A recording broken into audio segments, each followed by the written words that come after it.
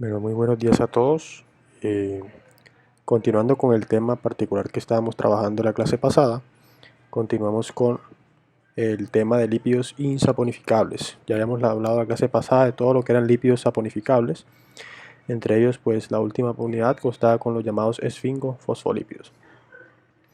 Hoy vamos a hablar de lípidos insaponificables que presentan básicamente estructuras completamente diferentes. La primera de ellas es ausencia de completa de ácidos grasos. Y aquí en el recuadro de diapositivas que ya ustedes tienen en contenido compartido de Dropbox, pues se encuentran principalmente 4 grandes grupos de los llamados lípidos insaponificables que, como ven, tienen principalmente una estructura completamente no definida, por lo tanto hay que aprenderse cada una de las estructuras: esteroides, isoprenoides, vitaminas liposolubles y eicosanoides. En el caso de los esteroides se encuentran principalmente todos aquellos que poseen el núcleo esteroidal, colesterol y derivados como la vitamina D.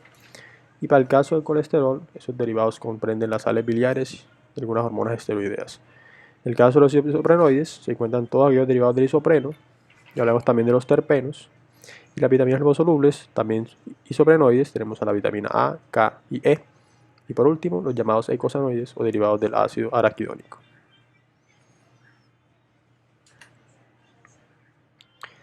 En el caso de los esteroides, son todos aquellos compuestos que poseen principalmente el llamado núcleo esteroidal, que son 4 anillos cíclicos unidos, fusionados, en lo que se conoce como ciclopentano perhidrofenantreno o núcleo esteroidal, formado por 4 anillos A, B, C y D, 3 anillos A, B y C que son de 6 átomos de carbono y un anillo de 5 que es el llamado anillo D. Todos aquellos que poseen el núcleo esteroidal son esteroides. El principal de todos ellos y el más importante a nivel metabólico es, nada más y nada menos, que el colesterol.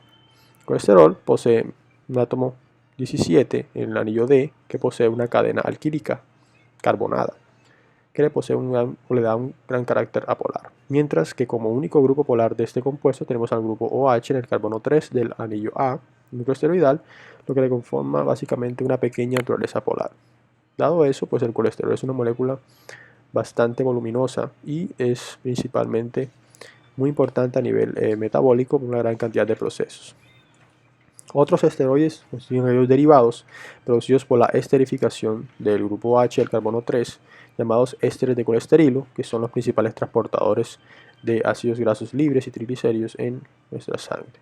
También poseen el mismo núcleo esteroidal. Otros derivados esteroidales se constituyen los ácidos y las sales biliares, productos de la liberación en la bilis, una recirculación de las llamadas sales biliares, digamos, enterohepáticas.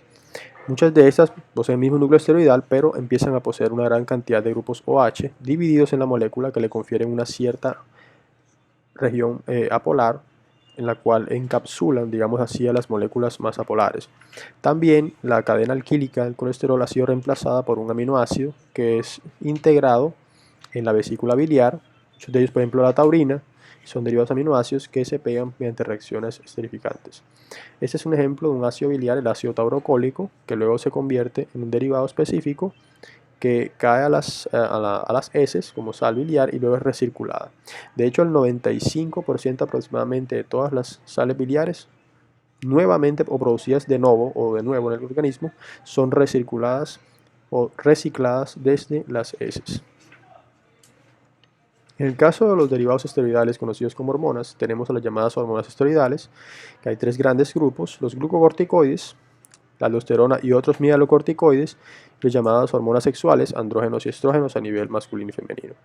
Los glucocorticoides se encargan de funciones principales de regulación de todo lo que es el metabolismo de hidratos de carbono, proteínas y lípidos, pero también algunas reacciones inflamatorias o la respuesta completa al estrés. El cortisol, de hecho, es la llamada hormona del estrés, liberada durante situaciones estresantes en el cuerpo y regula muchos otros procesos fisiológicos, como es el caso de la respuesta al ciclo circadiano. La aldosterona y otros mineralocorticoides son exactamente la función exclusiva de controlar la excreción de sal y agua, y los andrógenos y estrógenos, hormonas sexuales.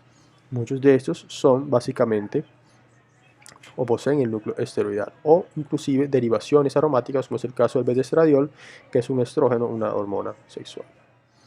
Una hormona bastante importante a nivel sexual es la progesterona, que se segrega en las féminas y que principalmente controla la respuesta de implantación o fecundación. La vitamina D es un derivado esteroidal y digamos, básicamente la función de la vitamina D se encuentra principalmente marcada por una particularidad, y es que este compuesto, el 7-dehidrocolesterol, que es una forma inactiva, se encuentra principalmente en la piel y es un núcleo esteroidal principalmente importante porque luego en la piel sufre una serie de reacciones producidas o potenciadas por la luz ultravioleta.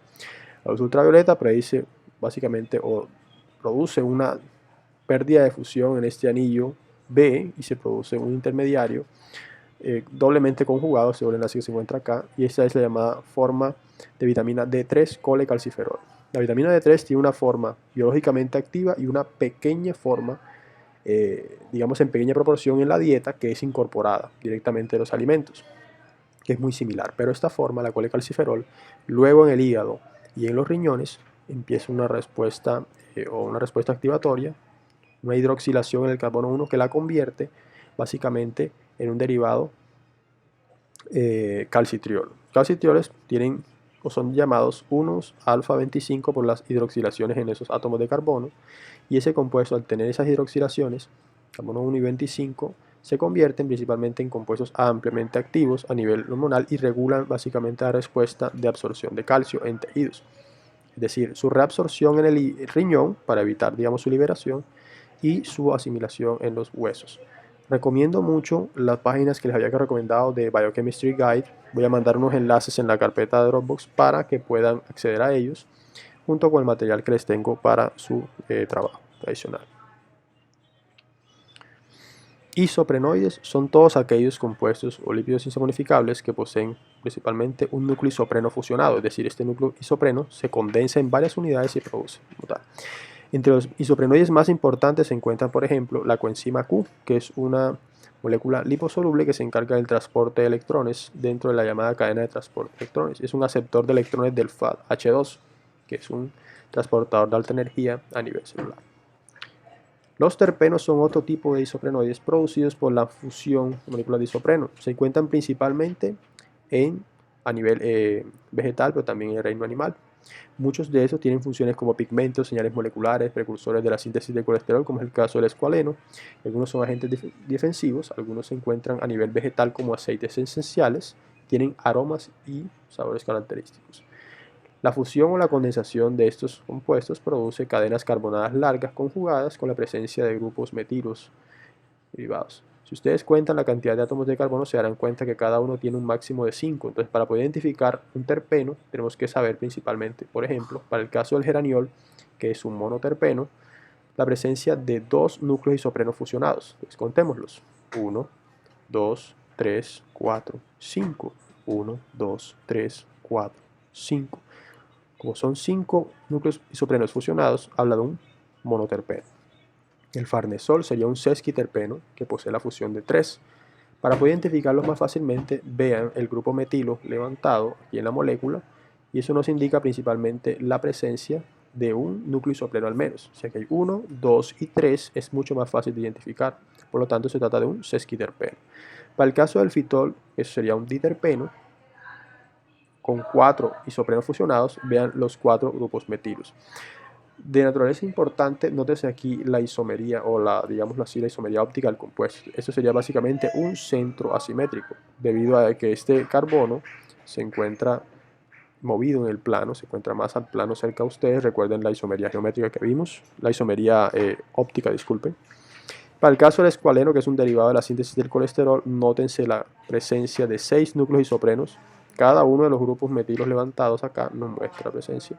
Y el beta-caroteno, que es llamada vitamina A de origen vegetal, es un tetraterpeno con 8 núcleos isoprenos fusionados. Ahora hablemos un poco de las vitaminas liposolubles, vitaminas A, K y E. La vitamina A también es un isoprenoide derivado del llamado retinol. Este retinol define a todo lo que es vitamina A, que son todas las formas o metabolitos activos del retinol. Constituyen las llamadas formas biológicamente activas, como el retinal, importante para el proceso de visión, y el ácido retinoico, que es un factor de transcripción, y algunas formas de almacenamiento, como es el caso del palmitato de retinol. La vitamina A es muy importante para una gran cantidad de procesos, incluidos principalmente el desarrollo embriogénico, debido a que favorece la diferenciación celular. Fuentes de vitamina A: Está la vitamina A preformada, que son fuentes de almacenamiento exclusivamente como palmitatos de retinol, que se encuentran de origen animal, y mientras que la llamada provitamina A o carotenoides se encuentran principalmente en los vegetales. El color amarillo, naranja o verde de los vegetales, debido principalmente a la presencia de los carotenoides y a los dobles enlaces conjugados que se poseen acá. Cuando hablo de conjugados, un doble enlace presenta a cada dos átomos de carbono. Estos dobles enlaces absorben luz, energía que pueden emitir en forma de color en el espectro visible, y debido a eso el betacaroteno sería el más importante de todas las provitaminas A. Nótese principalmente que estos compuestos sufren unas activaciones u oxidaciones adicionales que producen principalmente formas biológicamente activas.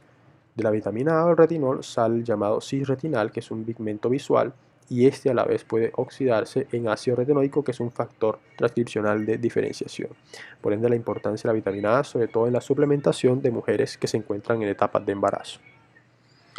Otros pigmentos, como pueden observar, poseen esta gran cantidad de núcleos funcionados. Nótense la conjugación de varias unidades de isopreno, por lo tanto, estos compuestos empiezan a tener la capacidad de absorber energía y emitir luz. Por ejemplo, la cantaxantina, que es un pigmento derivado isoprenoide que está impregnado en las plumas de estos pájaros vistosos, y sus colores vistosos de esas plumas son debido precisamente a ese pigmento. Otro es la zeaxantina, que es llamado amarillo brillante, que también es responsable de la absorción de color. La vitamina K, que es básicamente una vitamina muy importante para la respuesta de coagulación, proviene de dos tipos básicamente de fuentes, una fuente vegetal y una fuente bacteriana. La fuente vegetal, la llamada vitamina K de fuente vegetal, se denomina filoquinona. La filoquinona básicamente es un núcleo isoprenoide condensado que se diferencia en la cadena R final del mismo. Si esta cadena R contiene tres núcleos isoprenos sin enlaces insaturados, es decir, sin dobles enlaces, se habla de filoquinona o vitamina K1. Mientras que si viene de fuente bacteriana, o será este grupo R, serán 7 grupos condensados llamados vitamina K2 o menaquinona, donde ese enlace alquílico tiene una insaturación, un doble enlace. Entonces, ese doble enlace es lo que diferencia, y obviamente el tamaño de la cadena, pues son 7 unidades conjugadas, mucho más larga que la anfiloquinona. Esa pequeña diferencia estructural es lo que diferencia principal, valga la redundancia, la presencia de una fuente vegetal o una fuente bacteriana. Pero ambas tienen exactamente la misma función. Para el caso de la vitamina E, el núcleo alquílico es mucho más pequeño, posee 3 unidades condensadas de isopreno, pero las unidades son completamente insaturadas, es decir, no poseen ninguna insaturación, son completamente saturadas. Este es el llamado alfa-tocoferol, es la vitamina E por excelencia, el miembro más abundante de la familia como tal. Todos ellos, derivados del tocoferol, se conoce como derivados de vitamina E, pero esta es la forma más importante porque previene la peroxidación lipídica, es un antioxidante natural. Y debido a ese núcleo alquílico, a esta gran cadena carbonada, posee una alta hidrofobicidad, por ende es una vitamina liposoluble. Por último tenemos a los eicosanoides, que son hormonas paracrinas, todas derivadas del ácido araquidónico.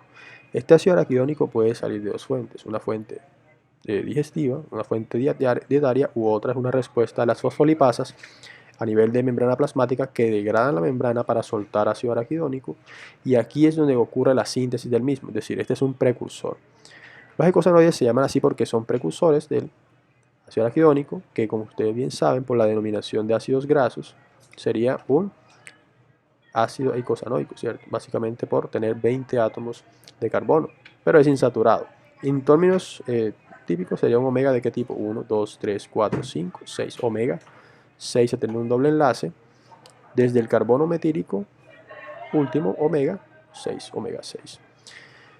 Tipos de eicosanoides están las prostaglandinas, los tromboxanos y los leucotrienos. Voy a hablar largamente de cada uno de ellos. Prostaglandinas, como ven, derivados del ácido araquidónico, a nivel fisiológico tienen un grupo carboxilato, y obsérvense principalmente la presencia de un ciclo entre los carbonos 8 y 12 que ha sido conjugado.